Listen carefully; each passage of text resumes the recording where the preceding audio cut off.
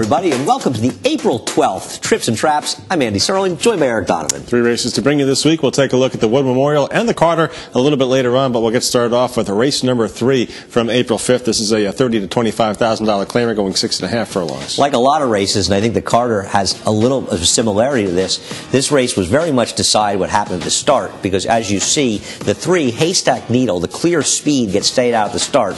We'll talk a little about Brave Romeo later. We'll also talk about David the Great, who actually I believe was the favorite in this race, or the co-favorite, and he was claimed by Rick Dutrow out of here. Very sort of differing situations. Yeah, sure. The race takes a unexpected turn at the start with Haystack Needle breaking slowly, and the 4 Settle for Metal, who ends up on the lead here and going wire to wire. Yeah, now Settle for Metal was also steady as the speed Haystack Needle was steadying out at the start. But Mike Luzzy, a very adept ride and going the lead, and when Haystack Needle goes up after him, he sort of establishes his position as the rider of Haystack Needle, who's made this huge move to the lead, doesn't try to go forth towards the lead. Back here is Bravo Romeo on the inside, David the Great on the outside, both of them benefiting from the dynamics up front, though of course you could argue Settle for Metal getting the biggest benefit is he's walking on the front end. He pretty much is, and with 23-1 in the opening quarter, 46-2 the half mile. Haystack Needle making that big move on the backstretch after breaking slowly to go up here and vie with the winner, Settle for Metal, but Haystack Needle is going to weaken a little bit here, actually finished last in this spot here. The 6-horse David the Great making a 3-wide move at this point here. Keep your eyes on Bravo Romeo, who has some traffic troubles in the stretch. Looks like he wants to go through a couple of holes that just close up on him. He's got to alter course a couple times. He does. Eric likes him more than I do, but I understand what he's saying. The horse that I really want to talk about is David the Great. This horse is claimed by Rick Dutrow. Maybe Rick improves him. I don't like this horse at all. I think his recent form has been lousy. He should have won this race, Eric. I know the pace wasn't that fast, but he gets up there. He basically gets his nose in front. He looks like a winner, and he just has absolutely no finish, and he actually runs third in here. And Bravo Romeo, you were talking about with that trouble, he catches him at the wire. Yeah, no excuses here for David the Great, that's for sure. And even though he's off the claim by Rick Dutrow, you've had David Jacobson and Steve Asmussen as his trainers in the past, so good luck to Rick improving him off those guys. Here's what happens with the 3 at the start, and you can, once again, it's a situation, yes, you can see it in the pan, but it's always good to take a look at the head on the start. Now, I think he breaks a little bit slowly, and from there, he breaks in, the 2 comes out, the 4 comes in, and it's just the door shuts on him, and it's all over. And it's always important to watch the head-ons to figure out what happened. Did a horse just break slowly and cleanly, or was there trouble at the start? Haystack Needle in the right spot where he could be the speed, he'd be dangerous, and you could make this race a complete throwout. David the Great, I don't want. Bravo Romeo, I think you like more than I do. Yeah, I mean, I see your point that the dynamics were in his favor there to make that kind of run. I thought he did get, in some significant traffic in the stretch. If, there's a pace next time out that, looks like it's going to develop on paper, then, maybe you just, give him another shot. If there's no pace in there, even despite the trouble, you might want to back off him a little bit. One thing about him is he was a horse that had been primarily a speed horse, and he showed in this race at least he could be taken off the pace and come with a bit of a run. So that's probably a feather in his cap, a change of tactics without running poorly, and perhaps it'll work out for him the next time he runs. We'll get on to our 2 big stakes of the meet now. I'll start off by taking a look at the Resorts World Casino New York City Wood Memorial, featuring the undefeated Gemologist and the second choice Alpha. I want to discuss what happened in the first turn. As you see, Gemologist, the 6, breaks very sharply, like all those Todd Pledger horses seem to. Alpha's down on the rail. Now, Alpha had as much ballyhooed trouble in the first turn as he stays on the inside. I think both Eric and I feel like, yeah, it cost him about a length, but it wasn't that big a deal. Don't forget, he's saving ground on the inside. You see him in those Blue Godolphin Silks. Well, here's Gemologist. I mean, he's out in the 4 or 5 path at this point, losing ground the first turn. Now, he had a clean stalking trip, but he did lose ground, and I think he lost more than a length, the length that Alpha steadied. So I'm not saying that either one of these had tough trips, but I wouldn't say that Alpha's trip was particularly tougher than the winners. I wouldn't say particularly tougher, but you just wonder, being down inside, horses coming over on you, having to steady a little bit, maybe only cost him a length or 2, but you wonder how much mentally that, changed his game a little bit. I don't worry about that because he had the cool hands of Ramon Dominguez, and one of the best things that Ramon brings to the saddle on a horse is his calm demeanor. But you so rarely see Ramon steady sharply, and even in that situation, a lot of guys might have snatched up and taken out. Ramon is just a very cool customer, and I thought it was also interesting,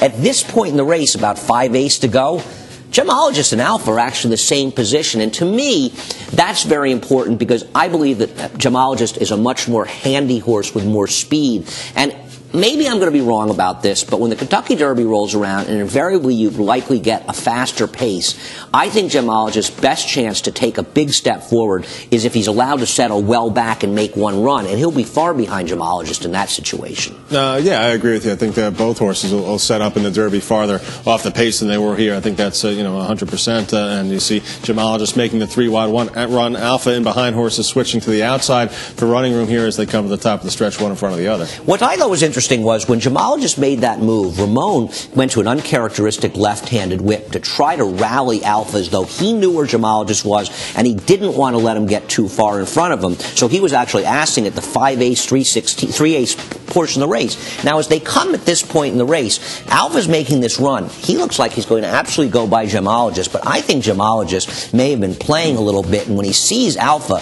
right here, they get on even terms, but if you watch carefully, as they go into the wire, Gemologist is getting away from Alpha at that point, and will show the gallop out for whatever it's worth, and you could see Gemologist galloping out strongly as Alpha isn't as strong after the wire, and to me, this suggests that Gemologist was much the stronger of the two as they hit the wire. Yeah, I could agree with that. I thought in the race, as you did, that Alpha was going to win there, and whether he hung or whether Gemologist was just game and just a better horse and pulled back away. I think when you go into the Kentucky Derby, you're going to be looking at both horses that obviously have some upside and some obvious credentials as well. The price on Alpha is going to be much larger than the price on Gemologist, that's for sure. And we'll see what happens there. I think both horses have legitimate chances. They both belong in the Derby for sure. Oh, they absolutely belong in the Derby, and I agree very much with what you said. If you were going to tell me I could have 6-1 or 8-1, let's say 8-1 on both of them, I would take Gemologist. But I think it's going to be more like 6-1 on Gemologist and 15 to 20-1 on Alpha, in which case I think you sort of have to bet Alpha, even though you believe that Gemologist is a more likely winner, but it's about value, and a lot of things can happen in a race like the Kentucky Derby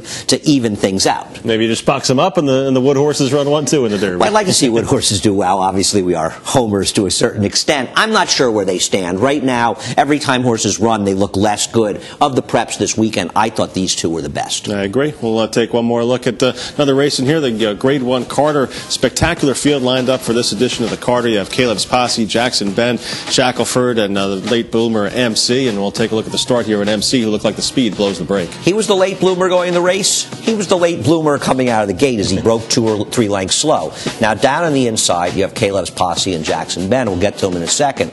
Shackelford goes the lead as his rider takes advantage of EMCEE getting left. You'll see EMCEE rushing up towards the front.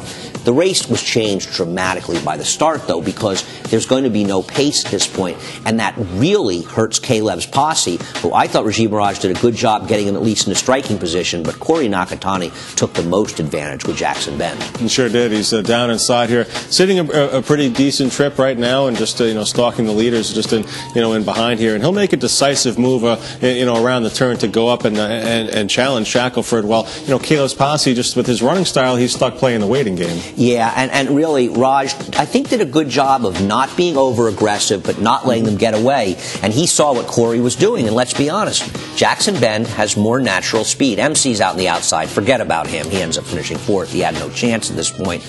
Caleb's Posse is only about a length and maybe 2 lengths behind the leaders right now, a little out of his natural position as he's running, and you realize what's going to happen. They go slow early, almost 47.5, and they come home in just over 35 seconds. So Caleb's Posse is between a rock and a hard place, and Jackson Ben, having a little more natural speed, gets in the game before him, and that's why he beat Caleb's Posse. Oh, absolutely. And perfect ride by Corey Nakatani. Very well timed aboard Jackson Ben here. You'll see Caleb's Posse making up ground late, just coming up nose short to Jackson Ben here. 2 classy sprinter, miler types hitting the wire together in the Carter. As I've said before, seeing good horses doing what they do well is one of the great beauties of horse racing. And Jackson Ben, Caleb's Posse, and even Shackelford, who, yes, he had dynamics in his favor, but he still ran a good race. He lost to the 2 of the best horses in the country at their game at 7 furlongs. These are very good horses, and the thought of them renewing their rivalry with honor and serve, in all likelihood joining them, as well as perhaps some others in the Met Mile, it just has horse players salivating. No, it's a great race. It's going to be a great race and a lot of fun. And I don't think we've seen